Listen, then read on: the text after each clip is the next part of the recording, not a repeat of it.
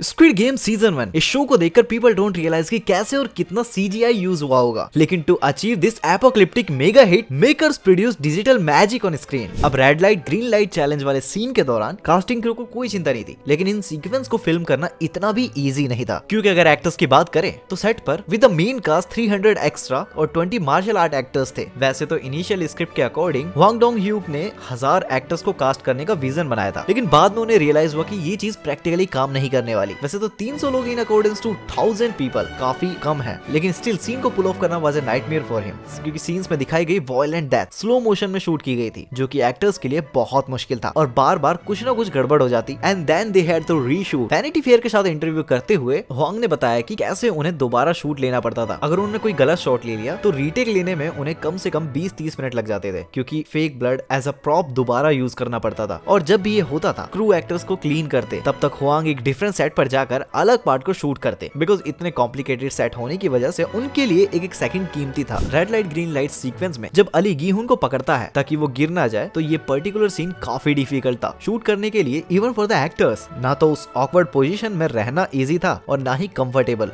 이거 여기 원래 와이어가 원래 이게 어떻게 사람이 손으로 절대로 잡을 수가 없더라고요. 이게 아무리 힘이 센 사람도 이렇게 잡는 건 불가능해서। उसके अलावा वायर जो यूज की गई थी वो बहुत ही अजीब तरीके से ली जंग जे की टी शर्ट को उठा रही थी। सो इफेक्ट्स टीम को एडिट आउट करना पड़ा था उस वायर को, एंड पोस्ट प्रोडक्शन में उनको गीहून की यूनिफॉर्म को ठीक करना पड़ता था। देखो, स्क्विड गेम में बहुत सारी लोकेशंस को रियल लाइफ में बनाया गया था विद द प्रोडक्शन क्रू। वो बंक बेड से लेकर एरिना और वो मार्वल गेम सेट तक सब कुछ बिल्ड करा गया था, लेकिन इसका मतलब ये बिल्कुल नहीं है कि इन सीन्स में कंप्यूटर जनरेटेड इमेजरी यूज ही नहीं करनी पड़ी, बिकॉज वीएफएक्स टीम को अभी भी अपना सेट डिजिटली एक्सटेंड करने की जरूरत थी। We did a lot of computer graphics work at the post-production stages to connect different spaces and to create the space that wasn't able to be created in reality. For example tug of war वाला जो room था उसे digitally modify किया गया था ताकि उधर illusion आए कि this area was cavernous than actually it was. Even though effect team ने टग ऑफ वॉर प्लेटफॉर्म बनाया था, लेकिन एक्टर्स ज्यादा ऊंचाई पर नहीं थे except for the few shots जब प्लेयर्स को एज से ऊपर खींचा जा रहा था। ऐसे ही क्रू ने रूम्स के सेगमेंट बनाए थे सारी स्टेयर के साथ साथ, लेकिन उन्हें सीजीआई का भी यूज करना पड़ा था, और ये दिखाने के लिए कि stairs are actually spiraling deep into the ground. Actually red light green light arena में जो पेंटेड बैकग्राउंड है वो सीजीआई से बनाया गया है। काफी स्ट्रेंज लगेगा बिकॉज वो फिजिकली आराम से बिल्ड किया जा सकता था। सो वीएफएक्स टीम ने फिर भी ब्लू स्क्रीन का यूज करना क्यों सोचा? Instead they could have just painted the wall, जो कि बहुत आराम से हो सकता था। तो एक्चुअल में हुआ ये था, जब सेट को बनाया जा रहा था हवांग डोंग ह्यूक ने तब डिसाइड नहीं करा था कि वो वॉल दिखेंगी कैसी, तो इसीलिए सीजीआई का यूज किया गया ताकि बाद में डिजाइन को चेंज करने का उनके पास एक ऑप्शन हो। सबसे पहले हुआन ने सोचा था कि एरिना वॉल्स को काफी कलरफुल और वाइब्रेंट बनाया जाए, लेकिन विजुअल इफेक्ट सुपीरियर च्योंग जे-हुन के पास एक दूसरा आइडिया था कि हमें फर्स्ट एपिसोड के लिए बफर जोन रखना चाहिए, क्योंकि शुरुआत से ही वॉल्स इतनी कलरफुल और फ्लैशी होंगी तो लोग इसे काफी चाइल्डिश समझेंगे। जे-हुन को द ट्रूमैन शो का सेट भी काफी पसंद आया था, और कैसे उस मूवी में जो आर्टिफिशियल वर्ल्ड क्रिएट किया गया था which was almost but not quite real लग रहा था। सो टू फाइनलाइज हवांग को एक बैकड्रॉप पर ही सेटल हो गए जो एनफ कन्विंसिंग लग रहा था कि रियल है एंड आल्सो फेक एनफ भी है, जो कि एक अनसेटल सी फील दे रहा था। 와 진짜를 알아가면서 죽음과 산과를 이렇게 막 혼란스럽게 만드는 공간으로 잡아봤고요. अब ट्रिपी गेम अरीनाज में ही सिर्फ वीएफएक्स का यूज नहीं होता, बल्कि इसी मैजिक का यूज किया गया था to create environment outside the game. For example, जो वो आइलैंड का फेमस ओवरहेड शॉट लिया गया था वो बहुत ही ज्यादा डिफरेंट दिखता है। एक्चुअल विजुअल इफेक्ट्स का यूज नहीं किया जाता तो वो कुछ ऐसा दिखता। जो मैसिव अरीना था विद इट रिट्रैक्टेबल रूफ के साथ, वो रियल में एक मॉडेस्ट सी लैंड थी जिसमें कुछ वेयर हाउसेस थे और बस बाकी सब कुछ डिजिटली ऐड किया गया था। बिल्कुल वैसे ही उस सीन में जहाँ कार्स फेरी से निकलकर आइलैंड में एंटर करती है, वो सीक्वेंस में जैसे लोगों को लगता है कि वो एक आइलैंड पर लिया गया है, वैसा बिल्कुल नहीं था। इन रियलिटी वो कोरिया की एक रैंडम सी जगह थी। क्रू ने इस लैंड को लॉक्ड फिल्मिंग लोकेशन में मौजूद वाटरवे का अच्छे से एडवांटेज लिया और बाकी सब सीजीआई की हेल्प से ऐड कर दिया। लेकिन फिनाले सीजन का एंटायर एयरपोर्ट वाला सीन पूरा फेक था। मेकर्स का ओरिजिनल प्लान ये था कि रियल एयरपोर्ट पर जाकर शूट किया जाए, लेकिन कोविड-19 की रेस्ट्रिक्शन की वजह से उन्हें ये प्लान कैंसिल करना पड़ा। सो उन्होंने उसे पहले स्टूडियो में शूट किया, देन डिजिटल मेकर्स ने अपना कमाल दिखाया और उसे एक एयरपोर्ट में कन्वर्ट कर दिया। हवांग डोंग ह्यूक के लिए उनकी कास्ट और क्रू की सेफ्टी सबसे ज्यादा इंपॉर्टेंट थी। तो जब टाइम आया ग्रिजली प्लेयर्स एलिमिनेशंस का, तो उन्होंने एक्स्ट्रा सेफ्टी प्रिकॉशंस के लिए उस हर एक सीन में जहां गन्स इन्वॉल्व थी, और कुछ सीन्स में तो गन फायर का साउंड भी यूज किया गया था। वैसे हवांग ने कुछ डेथ सीन्स को real gun fire sound effects के साथ शूट किया था, लेकिन देयर वर अदर टाइम्स जहां पर वो सिर्फ कट चिल्ला देते, और जितनी भी बार उन्होंने ये किया ली जंग जे एंड बाकी एक्टर्स डर जाते जैसे उन्होंने एक रियल गन शॉट सुना हो। अगर शायद हम भी वहां होते तो हम भी डर जाते। स्क्विड गेम का टग ऑफ वॉर सीक्वेंस इतना थका देने वाला था कि एक्टर्स के लिए उन्हें बीच बीच में आराम करने के लिए रुकना पड़ता था। Actor used to rest on the short yellow rail जो प्लेटफॉर्म के एज पर बनी थी और ली जंग अपने स्टूल पर बैठकर आराम करते थे। एंड मोस्टली एक्टर्स ने एग्री किया कि टग ऑफ वॉर वाला शूट सबसे ज्यादा मुश्किल था। 줄다리기 이런 걸 할 경험이 많이 있지는 않잖아요.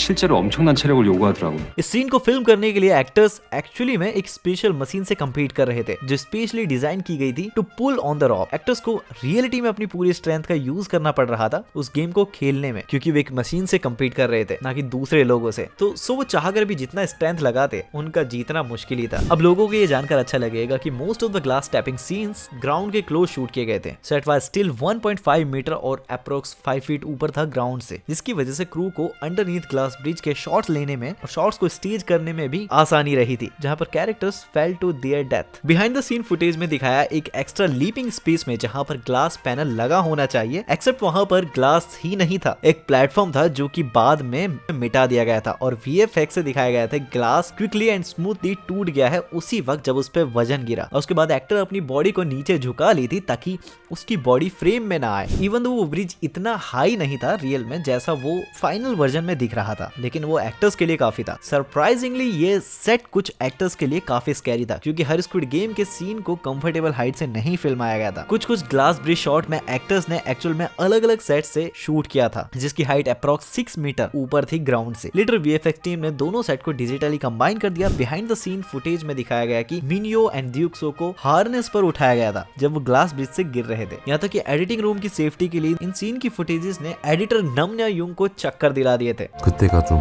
되게 짜릿하고 그랬었어요. क्रू ने एक थर्ड सेट भी बनाया था जस्ट टू फिल्म सारी ब्रोकन बॉडीज ऑफ कंटेस्टेंट जो गिर गए थे, just to show the size of consequences of the game. Glass bridge explode वाले सीन को फिल्म करने के लिए जहां पर ग्लास ब्रिज एक्सप्लोड हो जाता है, टीम ने उस मोमेंट को स्लो मोशन में शूट किया था एक फैंटम कैमरा के साथ, जो कि एक बार में 3000 फ्रेम्स पर सेकंड रिकॉर्ड कर सकता है। तो इसी चीज को ध्यान में रखते हुए एक्टर्स को बहुत केयरफुली शूट करना पड़ रहा था, कहीं वो जल्दी ना घूम जाए वरना टाइमिंग मैच नहीं होगी। और टेक्स के बीच एक क्रू मेंबर आता है और जुंग हो युंग की स्लीव्स में कट लगाता है ताकि ऐसा लगे कि ग्लासेस की वजह से उसके कपड़े फट गए हैं। और ग्लास के लिए एक प्रैक्टिकल इफेक्ट वाली पार्टिकल स्प्रे भी यूज की गई थी ताकि वो ग्लास को रिजेंबल करे। उन्हें ये पार्टिकल्स को अपने बालों से निकालना पड़ रहा था। एंड ऑफ कोर्स जो बाकी का ब्रिज एक्सप्लोड था वो सेपरेटली शूट किया गया था। At first visual effect team ने इसे प्रैक्टिकली फिल्म करने के लिए ट्राई करा था, लेकिन वो उसके रिजल्ट से खुश नहीं थे। They use CGI for the explosion. CG supervisor Kang Moon Jong ने विजुअल इफेक्ट सोसाइटी को बताया कि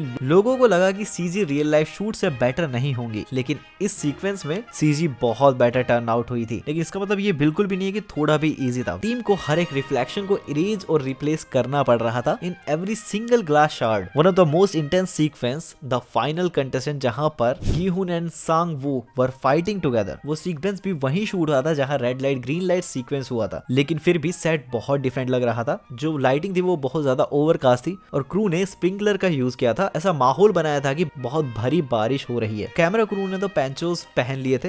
वाटरप्रूफ कवरिंग यूज की गई थी ताकि इक्विपमेंट्स गीले ना हो, लेकिन एक्टर्स उतने लकी नहीं थे। उन्हें तो इंटेंस फाइट सीन शूट करना पड़ रहा था when they were soaking wet. ऊपर से बहुत बर्फ जमाने वाली ठंड पड़ रही थी। जैसे लिंग जोंग ने इंटरव्यू वीकली को बताया कि विंटर्स थी और बाहर मौसम बहुत ठंडा था। उन्हें याद है वो सीन लगातार 4 दिन तक शूट किया था, बारिश विद स्प्रिंकलर, एंड वो उनके लिए इमोशनली एंड फिजिकली बहुत टफ था। इवन बहुत ऑर्डिनरी शॉट भी अलग अलग लिए गए थे बिना स्पेशल इफेक्ट्स के। एग्जांपल के तौर पे इस सीन में सीलिंग्स को बाद में डिजिटली इंसर्ट किया गया था। The red light green light arena की वॉल्स बस थोड़ी सी ऊंची थी ब्लू स्क्रीन से, जिसका मतलब था कि वो ग्राउंड पर शैडोज बनाती थी, लेकिन वो सब फाइनल सीन्स में एडिट होने के बाद नहीं दिखा। तो वीएफएक्स टीम को डिजिटली ही कुछ शैडोज को मिटाना पड़ा। मे भी आप लोग सोचेंगे कि वो जायंट पिगी बैंक जिसमें प्राइज मनी था वो भी काफी इजीली शूट हो गया होगा, लेकिन ऐसा बिल्कुल नहीं था। क्रू ने फिजिकली पिगी बैंक बिल्ड जरूर किया था, लेकिन फिर उन्होंने रियलाइज किया कि ये काम नहीं कर रहा क्योंकि प्लेक्सी ग्लास बहुत ज्यादा रिफ्लेक्टिव हो रहा था और अंदर मनी देख पाना बहुत मुश्किल हो रहा था। जब जब स्पॉटलाइट आती उस पर चमक पड़ती, तो उन्होंने उसके बाद पिगी बैंक का सीजी वर्जन क्रिएट किया था। And most of the VFX shots viewers को दिखेंगे भी नहीं, और यही स्क्विड गेम टीम चाहती है। जैसे कि कांग जंग ने द विजुअल इफेक्ट सोसाइटी को बताया कि director Wang and VFX crew चाहते हैं कि सीजी बस सीजी जैसा ना लगे, लोग बस उसे रियल समझे। तो यही सब था आज की वीडियो में। ये वीडियो थोड़ी अलग है, तो आप लोगों को कैसी लगी कमेंट्स में बताना।